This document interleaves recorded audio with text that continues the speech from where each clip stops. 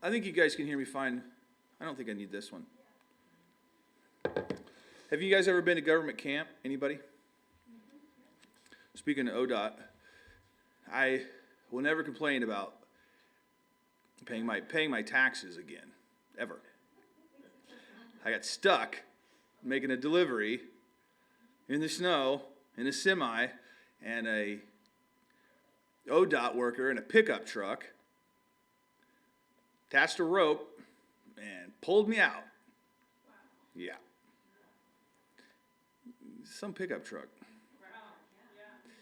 So I was very blessed, but I'm very happy to see all you guys, and I'm very happy that my feet are back on solid ground.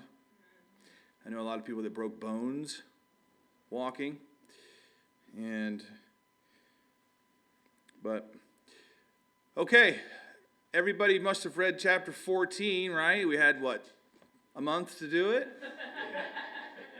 So if you didn't, chapter 14, we're going to do verses 1 through 23 today, because it's a very long chapter and there's a lot of stuff in there. And I think our Bible visitor just showed up.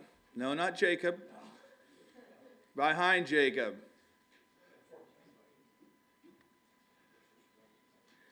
You got a lot of weapons there. I don't think we've seen you before. Who are you? My name's Jonathan. Jonathan, I'm King Saul's son. You been causing a lot of trouble, Mr. Jonathan.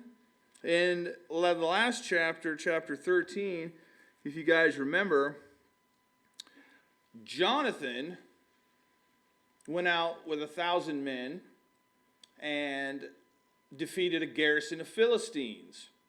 Well, the Philistines didn't like that very much, so they gathered all their troops and surrounded you guys. Now they have, it says in chapter 13, they had 30,000 chariots. Saul's down to 600 men because everybody went and hid in the hills because now you guys are surrounded. And it looks like you're going to go cause some more trouble in chapter 14. Let's read in verse number 1. It came to pass upon that day that Jonathan the son of Saul said unto the young man that bare his armor, Come, and let's go over to the Philistines' garrison that is on the other side, but he told not his father. So now you're going to go try and fight for the Lord again, and you're not going to tell your father. It's just going to be you and your armor bearer. So go ahead and take us through that little journey. Well, like you said, a lot of the men have ran and hid. They're fearful because all the armies of the Philistines are mounting up, getting ready to come against us. So me and my armor bearer, we go out, and we come across along the way and see what we can find. And we come across to these rock formations, and we're looking across the way, and we see from afar off these Philistines. And we're coming across up to them, and I make this decision here. I said, we're going to go up against them. And when we get close, if they tell us and call out to us to stay on our side and that they're going to come down and come against them, we'll stay where we are and we'll wait for them there. But if they call over to us and beckon us to come across and come against them, then we're going to go down the rocks, we're going to come up and climb up, and we're going to go and we're going to fight against them, and this will be our sign that the Lord is going to deliver them into our hands. Now, there's just two of you. Now, the two of us. What he's describing is in verse 4, and between the passages by which Jonathan sought to go over the Philistines, the garrison, there was a sharp rock on the one side and a sharp rock on the other, and the name was Boaz, and the other name was Sinah, and the forefront was in the northward over against Mishmash, and the other southward. So there's a huge rock formation on the south and a huge rock formation on the north, and there's a canyon down the middle. Okay, so you call, there's only two of you. You call up to the garrison of the Philistines, and what did they say? So we start coming close there, and these two rocks, their names, what they translate to is the one being called slippery. Slippery. The description of these cliffs, and the other being thorny cliff.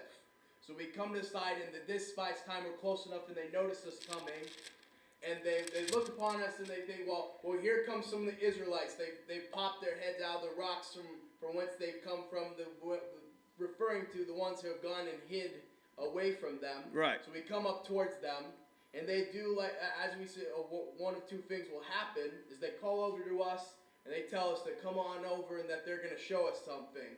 So we come across, and we know, I said, this is our sign. The Lord's going to deliver them in our hands. Now, I've already said this twice, but there's only two of you. Just the two of us. And you think this is a good idea. That's our pastor right here, Pastor Beatty. I don't know if you met him in the back. One thing he always tells us is, if there's only one of you in God, you are the majority. That's what he always tells us. So whether you have two of you in God, so that's a little bit more than the majority. So go ahead. So we start making our way down, and we're trusting that the Lord's going to give this this battle into our hands. And we come across, and now doing so, we're climbing up towards them. This is the lesser of the strategic advantage of we have to make this climb up, and we're giving out exertion, taking effort, and by the time we get up there, we have to be ready to fight, even if we're tired from this little climb we have to make. But we get up there, and we begin, the battle commences there, and we lay waste to them. There are 20 men in this area that's about the size of an acre where this battle takes place, and me and my armor bearer, we fight against them, and we win this battle. Yeah, it says in verse 13, and Jonathan climbed up upon his hands and upon his feet, and his armor bearer after him, and they fell before Jonathan, and his armor bearer slew after him. Verse 14, and that first slaughter which Jonathan and his armor bearer made was about 20 men within, as it were, a half acre, like you said, of land. And then now there's a bunch of trembling and an earthquake going on and all kinds of chaos going on. So what's going on now? Well, during this battle that we were fighting against them, back towards the camp, my father saw his watchmen. They actually, they can see what's happening in the distance, that there's a battle going on over the way. And they could bring word of something's going on over there. And they start to wonder, who is this? Who's fighting them? So Saul gives the order among them, we'll count everybody in the camp. We got to find out who's not here. Like, who's that over there? This wasn't planned. This wasn't orders given. So they make the count of the people, and they realize that myself and my armor bearer, we're the ones who are missing. Yeah, and we didn't even mention this. Saul's doing nothing. It says in Scripture, he's just sitting under a pomegranate tree doing nothing while you're over there fighting. So meanwhile, back at camp, they realize that we're gone and we're waiting. It must be us fighting them. And word starts to spread about this battle has gone our way. And people start hearing about this all over. Even the men who have gone and hid before, who have gone and hid in the rocks in the mountain of Ephraim, and that they hear word of this and they're encouraged and they begin to come back and they return. Okay, and also crazy things going on in verse 15 at the end. It said they trembled and the earthquake, and so it was a great trembling. In verse 16, it said the multitude melted away and they went on beating down one another. And then also later on it says that they were basically killing each other. They were confused. The Philistines were killing each other with their own swords. This is not the first time this has happened either. Yeah, this seems to happen to the Philistines every once in a while. Okay, so you guys. Okay, so now the battles. So the battle's won. You go back and you see Saul. Actually, in verse 23, it says, "So the Lord saved Israel that day." Now, this is only half half of this chapter, but the Lord saved Israel through trusting in the Lord. Well, it's through the actions that we took. We trusted God. We went ahead, and through our actions, we saw that. And it encouraged the others who were in hiding and in despair. And now they're coming back, they're encouraged, and they see that there's something higher to trust in, and that we're going to be all right, and that God's still working through us. Amen. So only two people trusting in the Lord won a great battle that day. It says, like I said in verse 23, that God saved Israel that day. Next, the last half of this chapter, Saul's going to want to kill you for some reason. Yeah, and we're not going to talk about that right now. We'll talk about that next week. Jonathan, we'll see you next week. I just wanted to give you one more thing. I ran across this, and it was very interesting. There's a guy by the name of General Sir Edmund Allaby, and he was a general for the British in the First World War. Let me just read this to you. One of the majors, Vivian Gilbert, through the name Mi'kmash. This is a general who was fighting against the Turks in the First World War in this exact same area. And this is what happened. And the major read on how Jonathan went, he's reading his Bible. And the major read on how Jonathan went through the pass and passes at Mi'kmash between Boaz and Sinah and climbed the hill dragging his armor bearer with him. And they came to a high place, about a half acre of land. We just read that. And the major thought to himself, this pass, these rocky headlands, a flat piece of ground are probably still there.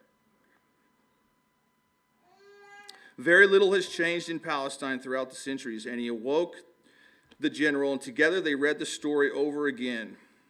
The general sent out scouts who came back and reported finding the pass thinly held by the Turks. Now the Turks were in the same area as the Philistines in World War I.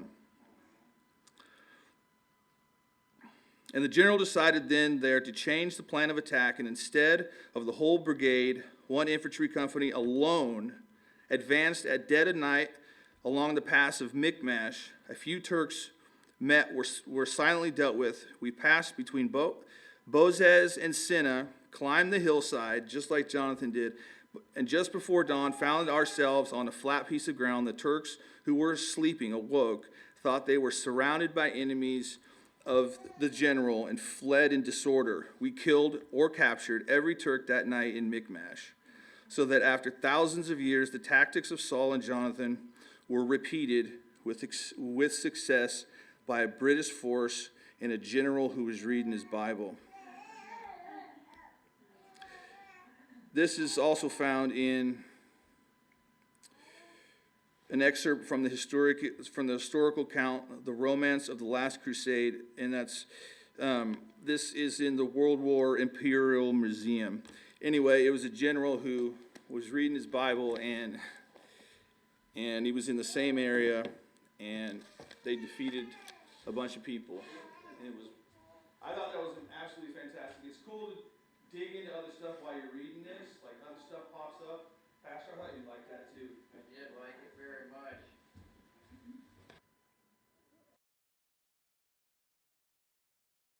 You've been listening to a message from the pulpit of Town Center Baptist Church in Happy Valley, Oregon. We invite you to come visit us at 10505 Southeast 85th Avenue in Happy Valley. If we can be of help to you, please call us at 503-659-4494. We wish you God's very best.